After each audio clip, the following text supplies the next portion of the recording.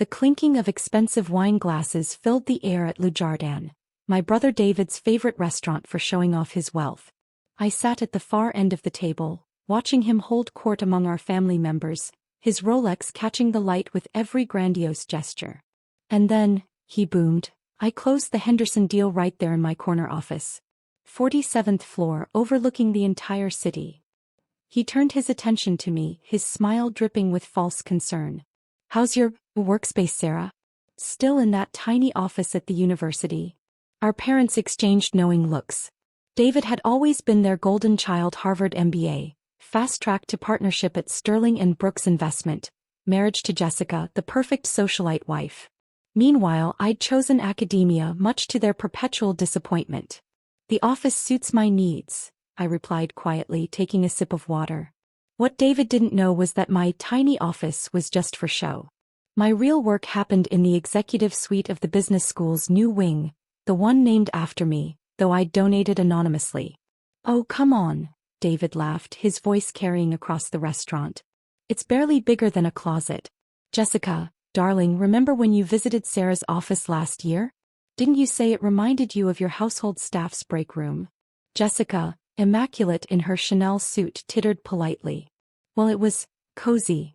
She checked her perfect manicure, a nervous habit I'd noticed whenever she felt uncomfortable. But speaking of business school, I have some exciting news. I've decided to pursue my MBA. The table erupted in congratulations.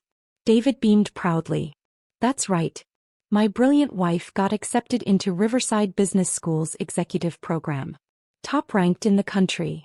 I carefully set down my fork, keeping my face neutral. Riverside Business School. My business school. Where I wasn't just a professor, but the youngest department head in the school's history. Where my research had revolutionized modern business theory. Where I'd quietly amassed a fortune through strategic investments and consulting, all while maintaining my humble professor facade. How wonderful, our mother gushed. When do you start, dear? Tonight, actually. Jessica smiled. My first class is Advanced Business Strategy at 7 p.m. I'm a bit nervous. They say the professor is quite demanding. Dr. Mitchell or something. I checked my watch, 6:15 p.m. Perfect timing. Dr. Mitchell? David scoffed. Probably some dusty old academic who's never seen the inside of a real boardroom. Jessica, darling, just remember what I've taught you about actual business. Our father nodded sagely. David's right. Theory is one thing, but real business happens in corner offices, not classrooms. I stood up, smoothing my deliberately modest blazer. Excuse me, I have a prior commitment this evening. Oh. David smirked. Papers to grade in your tiny office? Something like that, I smiled, dropping enough cash to cover my portion of the bill. Jessica, don't be late for class. First impressions matter. She nodded absently, already absorbed in her phone. David launched into another story about his latest deal, and our parents leaned in eagerly. None of them noticed me leaving, just as none of them had noticed my quiet accumulation of power over the years.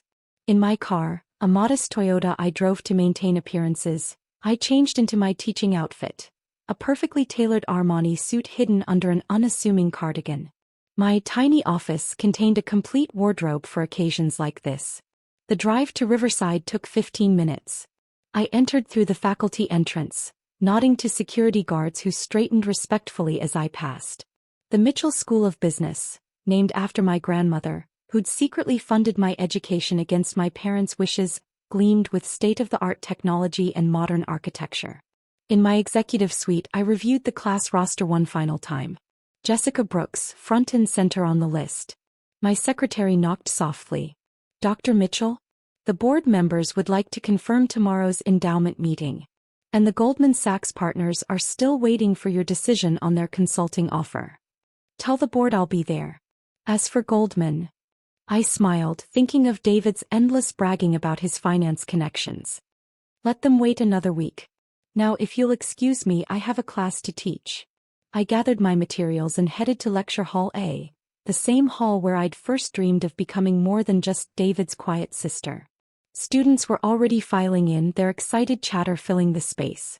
At precisely 6:55 p.m., Jessica rushed in, looking flustered but immaculate. She took a seat in the front row, smoothing her designer skirt and arranging her luxury leather notebook just so. At 7 p.m. sharp, I entered through the side door, letting my cardigan slip just enough to reveal the Armani beneath.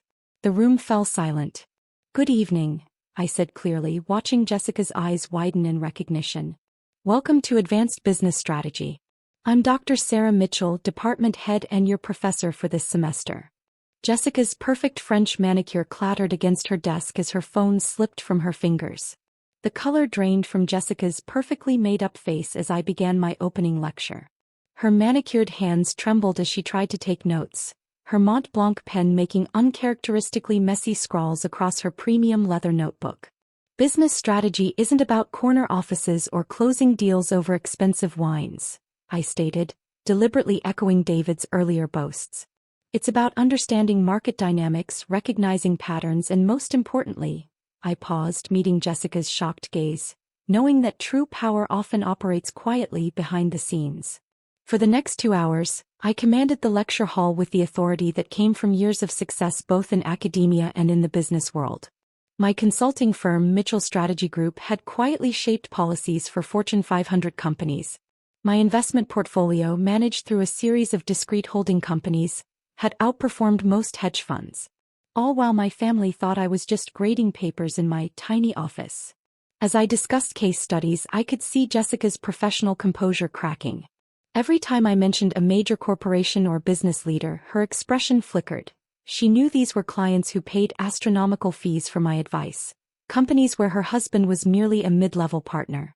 "For your first assignment," I announced near the end of class, "you'll analyze the Henderson merger." Jessica's head snapped up. The Henderson deal, David's supposed crowning achievement. "You'll find that while the public face of the merger was handled by Sterling and Brooks Investment, the actual strategy was developed by an anonymous consulting firm." I allowed myself a small smile. "The same firm that has shaped 7 of the decade's largest corporate restructurings." My phone buzzed discreetly, another message from Goldman Sachs, probably increasing their consulting offer again. I ignored it, just as I'd ignored their previous attempts to discover the identity behind Mitchell Strategy Group's success. "Class dismissed," I announced. "Except for Mrs. Brooks. A word, please." The other students filed out, several shooting curious glances at Jessica, who remained frozen in her seat. When the hall emptied, she finally spoke. "Sarah, I had no idea." Clearly. I sat on the edge of my desk, letting her see the full effect of my carefully concealed power suit. "Tell me, Jessica, does my office still remind you of your staff's break room?" She flushed deep red. "About that, I was just following David's lead?" "Yes, I noticed. Just as I've noticed every snide comment, every dismissive gesture, every time my brother used me as a cautionary tale about choosing the wrong career path. But you're..." She gestured helplessly at the lecture hall, the building that bore my family name, the subtle signals of wealth and influence I no longer bothered to hide from her. "You're Dr. Mitchell. The Dr. Mitchell. David says even his firm's CEO can't get a meeting with you. Ironic, isn't it?" I smiled. While David was bragging about his corner office, I was deciding whether his firm would survive the next market shift. "That Henderson deal he's so proud of? I designed it. The strategy he presented as his own? My work." Jessica's professional mask cracked completely. "Oh God. The birthday party last month, when David mocked your shabby academic's car." While I was deciding whether to accept his firm's desperate plea for consultation. Yes, that was particularly amusing. I stood, gathering my materials. "Now about your position in this class." "Please," she whispered, "I can withdraw. Take another section. Anything." "Withdraw? Why would I want that?" "No, Jessica, you're exactly where you need to be. In fact, I insist you stay. Consider it an educational opportunity. For both you and David." Her hands twisted nervously in her designer skirt. "You're going to tell him?" "Tell him? Well, that would be too direct. Instead, I'm going to let him discover it slowly, piece by piece. Starting with your first assignment, a detailed analysis of how his brilliant Henderson strategy was actually developed." I walked to the door, then turned back. "Oh, and Jessica, do try to maintain better composure in future classes. In real business, as you're about to learn, emotional control is everything. As I walked through the halls of my building, passing the discreet plaques acknowledging my anonymous donations, I smiled thinking about the dinner conversation that awaited Jessica and David tonight. My phone buzzed again, not Goldman Sachs this time but my investment manager. Dr. Mitchell, Sterling & Brooks stock dropped 15% on rumors about the Henderson strategy leak. Should we proceed with the acquisition plan? I thought about David's smug face at dinner, his casual cruelty masked as familial teasing. Yes, I replied. Proceed as discussed. And make sure the press release emphasizes the role of academic expertise in the takeover. The following weeks unfolded like a perfectly orchestrated symphony of revelation. I watched from my executive suite as David's carefully constructed world began to unravel, one thread at a time. Jessica's first paper on the Henderson deal landed on my desk with trembling observations about the strategic similarities between the official documentation and Mitchell Strategy Group's known methodologies. I gave her an A, along with a detailed commentary that I knew would find its way to David's attention. Dr. Mitchell, my secretary interrupted my grading. Mr. Brooks from Sterling & Brooks is here. Without an appointment. Again. I glanced at my surveillance monitor, seeing David pacing in the waiting area, his usual confident demeanor notably absent. His Armani suit looked slightly rumpled, unusual for someone so obsessed with appearances. Send him in, I said, carefully arranging myself behind my desk, not the small office he knew about, but my true workspace, with its floor-to-ceiling windows and views of the city that dwarfed his 47th floor perspective. David burst in, then stopped short, his eyes widening as he took in the space. The elegant furnishings, the wall of awards, and most importantly, the familiar strategy diagrams from his Henderson presentation displayed on my interactive screens. Sarah. His voice cracked slightly. What is all this? This. I gestured around. This is my tiny office, David. At least one of them. Would you like to see the others? The consulting firm headquarters perhaps? Or maybe my investment group's main operations center. He sank into one of my visitor chairs without being invited, a first. Jessica's been acting strange, keeping her class materials hidden. Then I saw her paper. The Henderson analysis. Ah yes, your wife is quite perceptive when she's not playing the role of corporate trophy, I noted, pulling up his firm's latest stock charts on my screens. She quickly identified the strategic patterns. Tell me, did you ever wonder who actually designed that deal you're so proud of? His face paled. The consulting firm, the anonymous strategist everyone's been trying to identify. That was you? Is me, I corrected.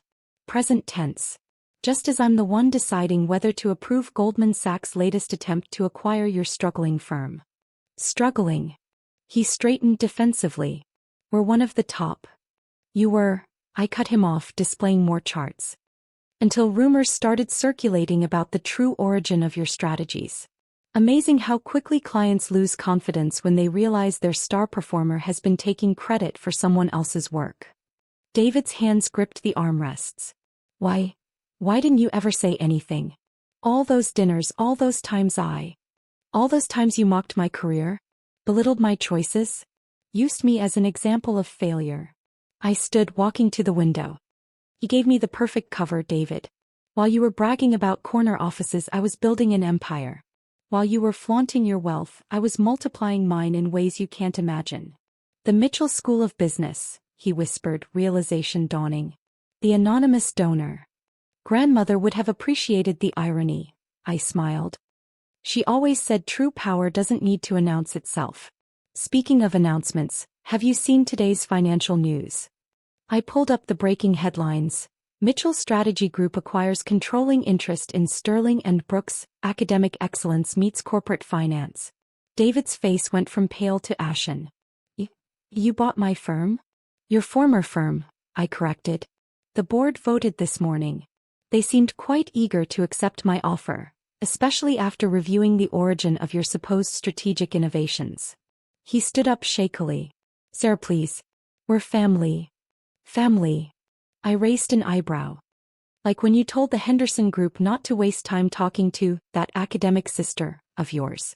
Or when you advised Jessica to network with actual business people, instead of her dusty professor?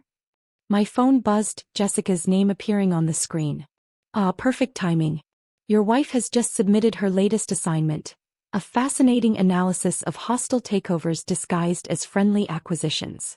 She's showing remarkable insight into the subject. David ran a hand through his perfectly styled hair, disrupting it for the first time I could remember. What do you want? Money? A public apology. Want? I laughed softly. David, you still don't understand. I don't want anything from you. I already have everything, including your company, your reputation, and your wife's genuine respect. Though I must admit, watching you learn the truth has been intellectually satisfying. My secretary appeared at the door. Dr. Mitchell, the board of Sterling and Brooks is ready for your first address as majority owner. Thank you. I turned to David. You can see yourself out. Oh, and don't worry about your position with the firm. I'm sure we can find you a small office somewhere. After all, isn't that where all the real work happens? He left without another word, his expensive shoes scuffing slightly on my polished floors. Through my security cameras, I watched him pass Jessica in the hallway. She was heading to my advanced seminar on corporate acquisitions, clutching a case study that I knew detailed his company's downfall. My phone buzzed again, Goldman Sachs making another desperate attempt to partner with Mitchell Strategy Group. I declined the call, instead pulling up the latest draft of my new book, Silent Success: How Quiet Power Outmaneuvers Loud Privilege. The dedication page read, "To my brother who taught me that the smallest offices often contain the biggest opportunities." In the distance I could see David's prized corner office building. By tomorrow his name would be removed from the door. By next week the entire firm would be restructured under my leadership. And at the next family dinner, when they asked about my tiny university office, I would simply smile and say it suits my needs perfectly.